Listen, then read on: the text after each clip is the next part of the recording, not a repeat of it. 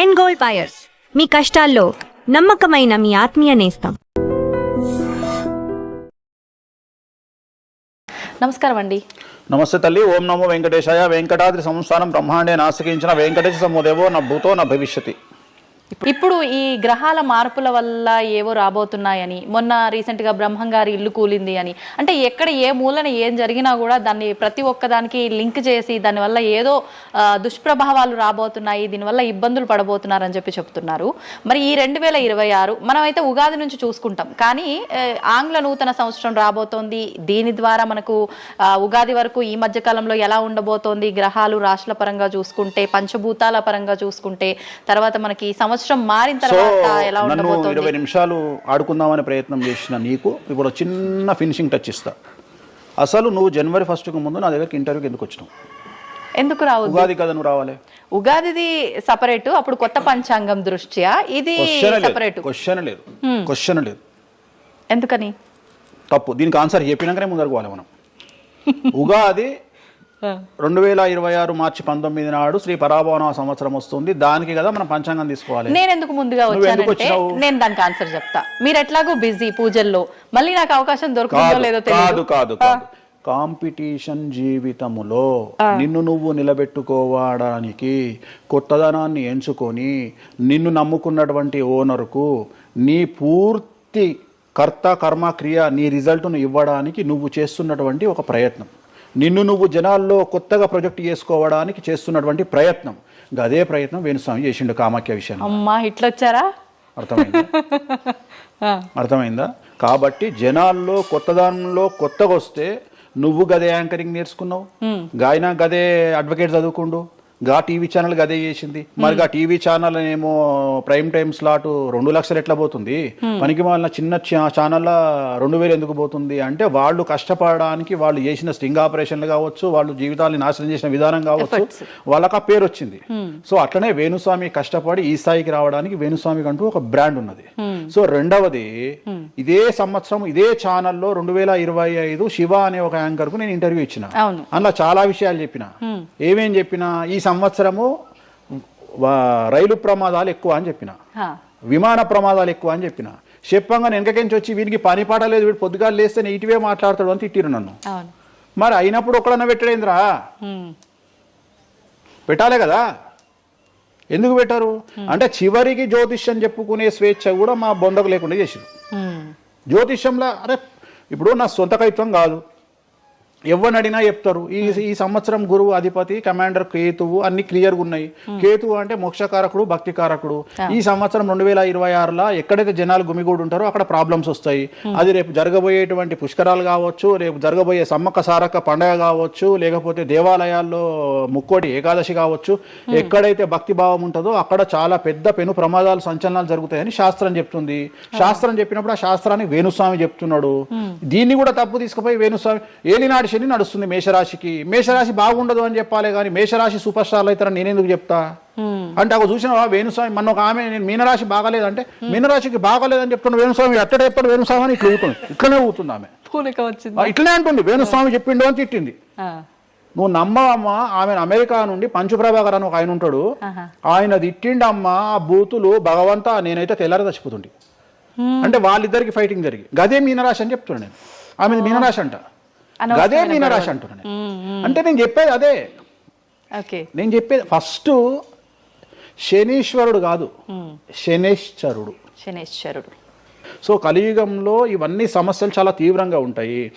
భార్యాభర్త కారులో పోతే పక్కింటోడు ఏడిస్తాడు, మంచి కారు కొనుక్కుంటే ఏడిస్తాడు, ఒక పిల్లగాడు మంచి ఉత్తీర్ణత శాతంలో పాస్ అయితే ఏడిస్తారు, మంచి ఉద్యోగం వస్తే ఏడిస్తారు, ఒక పొలిటికల్ బాగుంటే చస్తాడు, ఒక యాంకర్కు డబ్బులు వస్తే చస్తాడు. సో ప్రతి దగ్గర ఏడుపు ఏడుపు ఏడుపు జలసు అనేటువంటిది రాజ్యమేలుతున్నటువంటి సందర్భంలో తెలుగు రాష్ట్రాలలో అది పీక్ స్థాయిలో ఉండేటువంటి పరిస్థితులలో నిజాలు చెప్పి జనాలని భయానికి దూరంగా ఉంచాల్సినటువంటి బాధ్యత నాది, జరగబోయే నష్టం నుండి కాపాడాల్సినటువంటి బాధ్యత నాది అని ఇంతమంది రాళ్ళేసినా, ఇంత చెండాల పనులు చేసినా, వ్యక్తిగతంగా నన్ను విమర్శలు చేసినా నేను ఎవరిని వ్యక్తిగతంగా విమర్శించడం లేదు. ఎందుకంటే ప్రతి ఒక్కడి ముడి కింద ఖచ్చితంగా సమస్యలు ఉంటాయి. ఈ శుద్ధపూస ఎవడూ కాదు. నాకంటూ నెల రోజులు పక్కకు తీస్తే ఒక్కొక్కటి జాతకాలు చెప్పగలుగుతా అందరివి. నేను వాటి జోలికి బోదలుచుకోవట్లేదు. శాస్త్రం ఏం చెప్పిందో శాస్త్ర ప్రామాణికంగా నేను జనాలకు తెలియజేయాలని కోరుకుంటున్నా.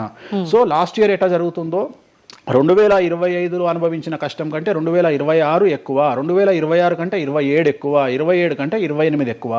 2025 నుండి 28 వరకు సమాజంలో ప్రకృతిలో జరిగే సంఘటనల తీవ్రత చాలా ఎక్కువగా ఉండబోతా ఉంది. ప్రకృతి పరంగా, సామాజికంగా, అగ్ని ప్రమాదాల పరంగా, వాహన ప్రయాణాల ప్రమాదం, చాలా రకాల సమస్యలు ఈ సంవత్సరం ఉండబోతున్నాయి. ఓకే, రాశుల పరంగా ఎలా ఉంటుందండి? సో ఈ సంవత్సరము ఫస్ట్ రాశుల కంటే ముందు మనం మాట్లాడుకోవాల్సింది ఏంటి అంటే, ఈ సంవత్సరము రైలు ప్రమాదాలు, అగ్ని ప్రమాదాలు, వాహన ప్రమాదాలు, అలాగే జన సమీకరణలు ఉన్న చోట, భక్తులు గుమిగూడే చోట, జన సాంద్రత ఉన్న చోట, అది సినిమా థియేటర్లు అవ్వచ్చు, భక్తికి సంబంధించిన ఏరియా అవ్వచ్చు, సో మార్కెట్లు అవ్వచ్చు, మాల్స్ అవ్వచ్చు, వాటిల్లో పెను సంచలనాలు ఈ సంవత్సరం జరిగే అవకాశాలు ఉన్నాయి. ఆర్థిక నష్టము అంటే ఆస్తి నష్టము, జన నష్టము ఉండేటువంటి అవకాశాలు ఉన్నాయి. కాబట్టి జనాలకు చెప్పే విషయం ఏంటంటే, భక్తి పేరుతో జనాలు లేనటువంటి ప్లేస్కి వెళ్ళండి. ముక్కోటి ఉంది, ఖాళీగా ఉన్న వెంకటేశ్వర గుడికి వెళ్ళండి హ్యాపీగా. ఆ దేవుడికి డబ్బులు ఇచ్చిన వాళ్ళు అవుతారు, పంతులకు డబ్బులు ఇచ్చిన వాళ్ళు అవుతారు, గుడికి 4 రూపాయలు ఇచ్చిన వాళ్ళు అవుతారు. అట్లనే జనాలు లేనటువంటి ప్లేసుల్లో పుష్కరాలకు వెళ్ళండి ఈ సంవత్సరము. సో జన సాంద్రత ఉన్నటువంటి ప్రదేశాలను ఈ సంవత్సరం అవాయిడ్ చేయడానికి ప్రయత్నం చేయండి. సో టూర్లు మ్యాక్సిమం అవాయిడ్ చేయండి. ఈ సంవత్సరము లోయ ప్రాంతాలలో, కొండ ప్రాంతాలలో, నదీ పరివాహక ప్రాంతాలలో పెను సంచలనాలు నమోదయ్యే అవకాశం ఉంది. టూరిస్టు ప్రాంతాలలో కూడా ప్రాబ్లమ్స్ ఉంటాయి. ఈ సంవత్సరం భారతదేశంలో కొన్ని ప్రదేశాల్లో మత కల్లోలాలు రేగేటువంటి అవకాశం కనిపిస్తూ ఉంది. కర్ఫ్యూ విధించేటువంటి అవకాశం కనిపిస్తూ ఉంది. సో ఇవన్నీ కూడా ఈ సంవత్సరం చాలా తీవ్రంగా ఉండబోతా ఉన్నాయి. సో జాగ్రత్తలు వహిస్తే మంచిది.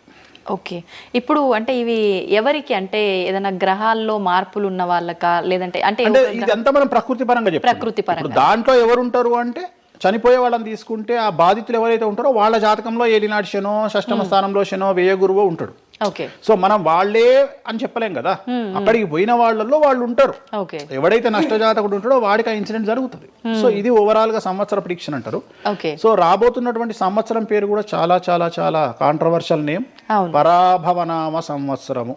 పరాభవము అంటే ఓటమి, అవమానముతో కూడిన ఓటమి అని అర్థం. పరాభవము, దుర్యోధనుడికి మయసభలో జరిగినది పరాభవము. సో అలాంటి పరాభవము ఎవరికి జరుగుతుంది అంటే, ఎవరి జాతకంలోనైతే ఏలినాటి శని ఉందో, 6వ స్థానంలో శని ఉన్నాడో, 8వ స్థానంలో శని ఉన్నాడో, 12వ స్థానంలో గురువు ఉన్నాడో వాళ్లకు ఈ సంవత్సరం సంచలనాలు ఉండబోతా ఉన్నాయి. అది మేషరాశి కావచ్చు, మీనరాశి కావచ్చు, సింహరాశి కావచ్చు. సో ఇలాంటి వారికి ఈ సంవత్సరం పెను సంచలనాలు ఉండేటువంటి అవకాశాలు ప్రస్ఫుటంగా కనిపిస్తూ ఉన్నాయి. సో ఇది ఓవరాల్ గా సంవత్సర ఫలితము.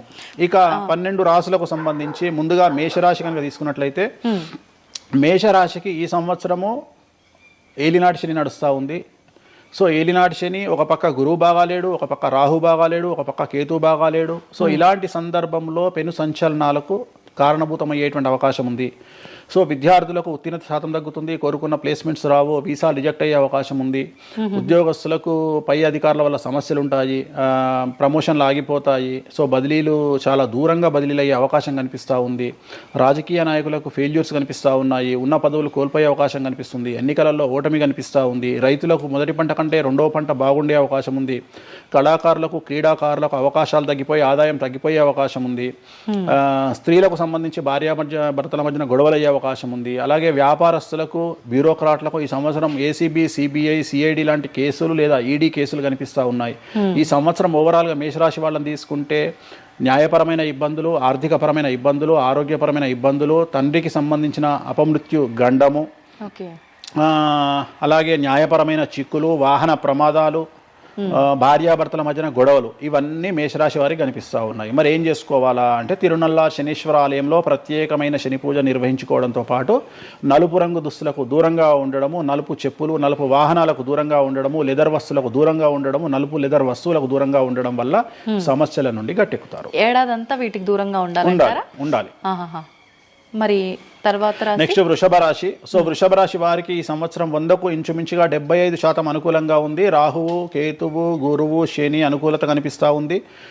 చాలా బాగుండబోతా ఉంది. ఈ సంవత్సరం మే నుండి విపరీతమైన రాజయోగం పట్టబోతా ఉంది. చాలా అనుకూలంగా ఉంది. విద్యార్థులకు ఉత్తీర్ణత శాతం ఉంటుంది. స్త్రీలకు అనుకూలమైన ఫలితాలు ఉంటాయి. స్త్రీలకు మీ ఇంట్లో కమాండింగ్ అంతా మీదే ఉంటుంది.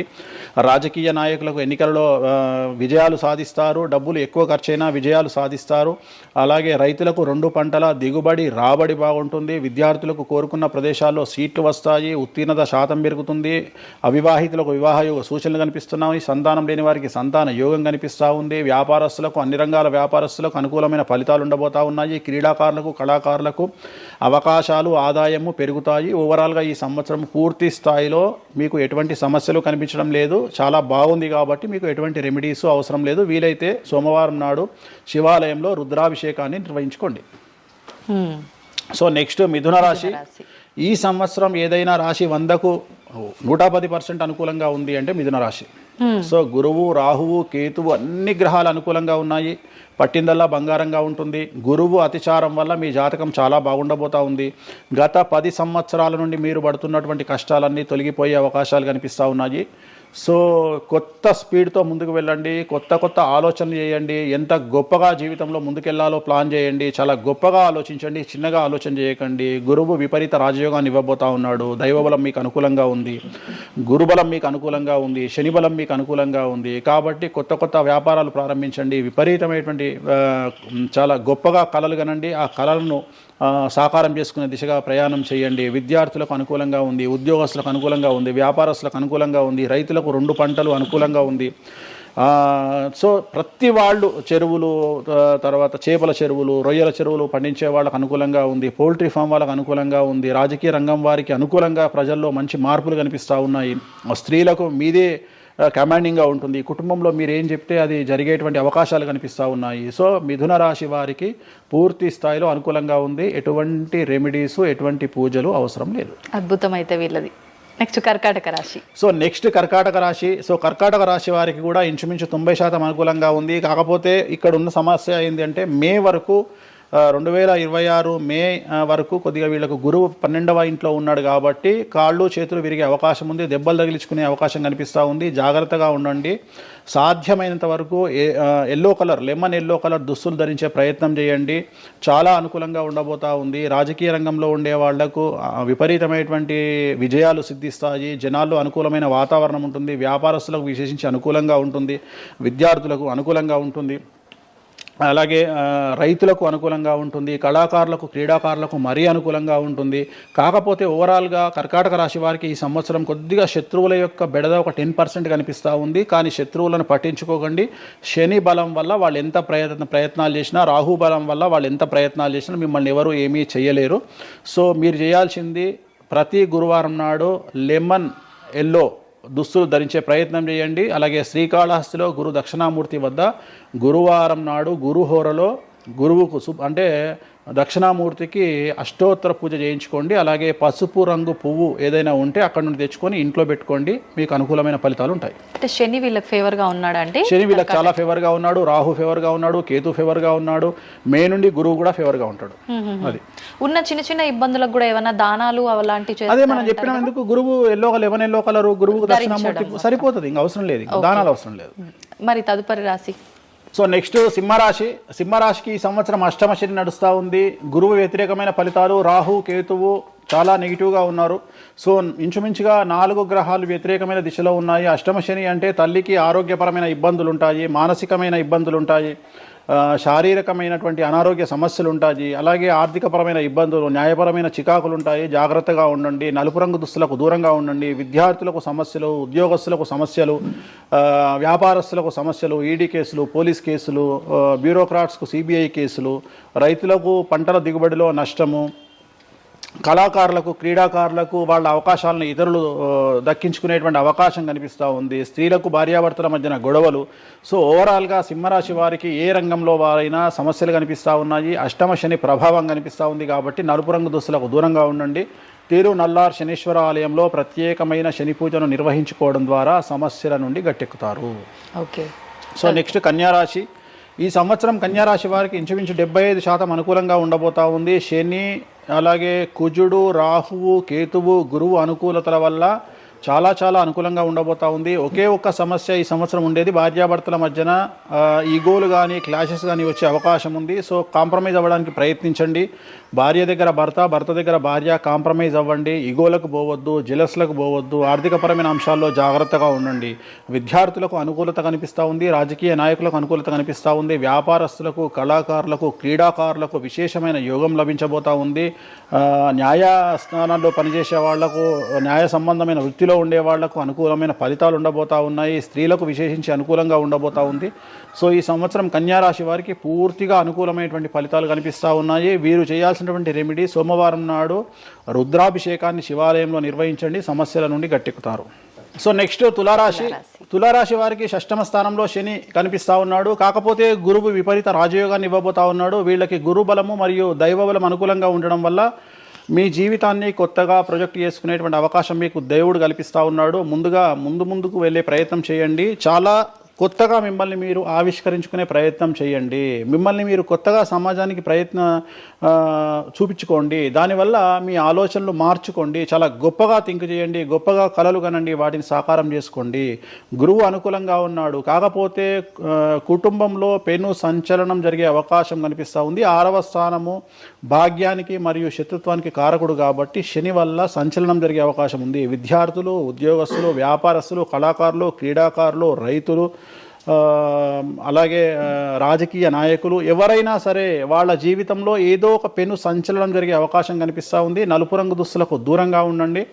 తిరునల్లార్ శనీశ్వర ఆలయంలో ప్రత్యేకమైన శని పూజ నిర్వహించడం ద్వారా సమస్యల నుండి బయటపడతారు.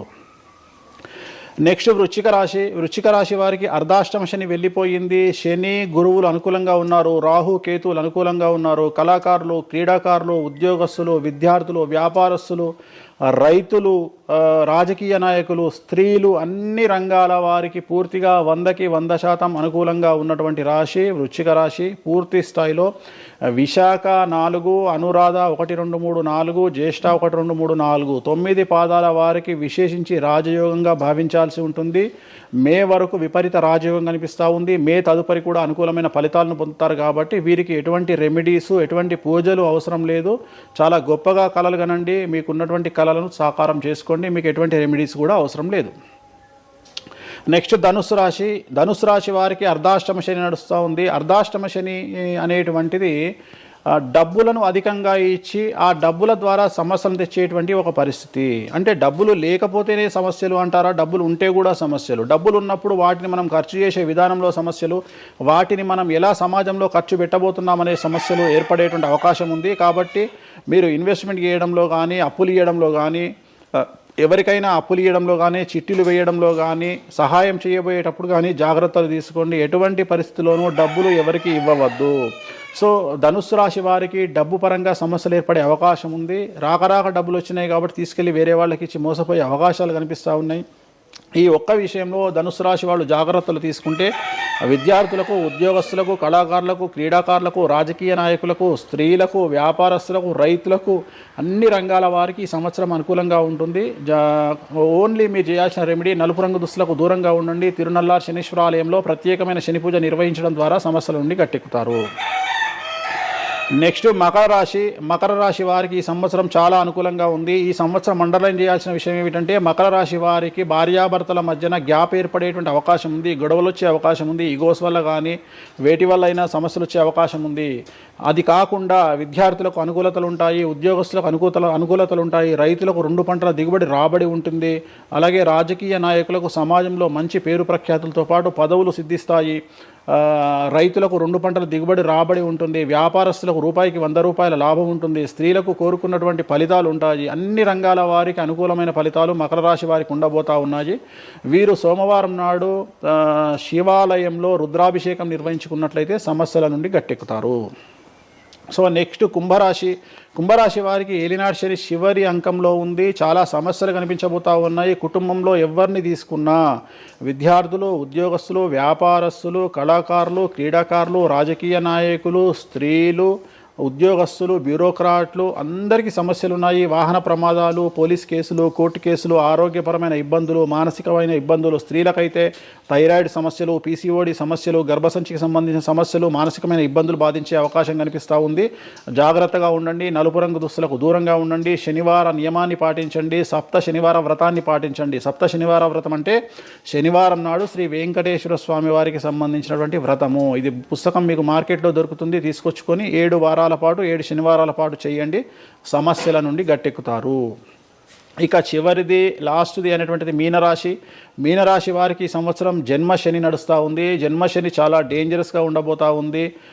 ఏ రంగంలో ఉండే వారికైనా ఈ సంవత్సరం సమస్యలు తప్పవు. ఆర్థికంగా, సామాజికంగా, న్యాయపరంగా, ఆరోగ్యపరంగా, వాహన ప్రమాదాలు అవ్వచ్చు, ఆర్థికపరమైన నష్టాలు అవ్వచ్చు, పోలీస్ కేసులు అవ్వచ్చు, ఇంట్లో తల్లిదండ్రులు ఒకళ్లకు ప్రాణగండాలు అవ్వచ్చు, భార్యాభర్తల మధ్యన గొడవలు అవ్వచ్చు. మరీ ముఖ్యంగా ఈ సంవత్సరం మీనరాశి జాతకులు ఉండేటువంటి ఇళ్లలో మగవాళ్లకు సంపాదన లేకుండా ఖాళీగా ఉండడం వల్ల ఆడవాళ్ళు మాత్రమే సంపాదించి, ఆడవాళ్ల ఉద్యోగంతో డబ్బులు సంపాదించి, ఆడవాళ్ళ అంటే భార్యల మీదనో, ఆడవాళ్ళ కూతుళ్ళ మీదనో, తల్లి మీదనో బ్రతికేటువంటి పరిస్థితి మగవాళ్లకు ఉండే అవకాశం ఉంది. కాబట్టి ఈగోలను చంపుకోండి. సో ఆడవారి మీద బ్రతకడానికి సిద్ధపడండి, కష్టపడండి, మానసికంగా సంసిద్ధులుగా ఉండండి. అంటే అలాంటి ఒక కండిషన్ ఈ సంవత్సరం ఉండబోతా ఉంది. ఈ ఒక్క సంవత్సరాన్ని కనుక మీరు దాటగలిగితే మీ జీవితంలో మంచి మంచి మంచి పొజిషన్లకు వెళ్తారు.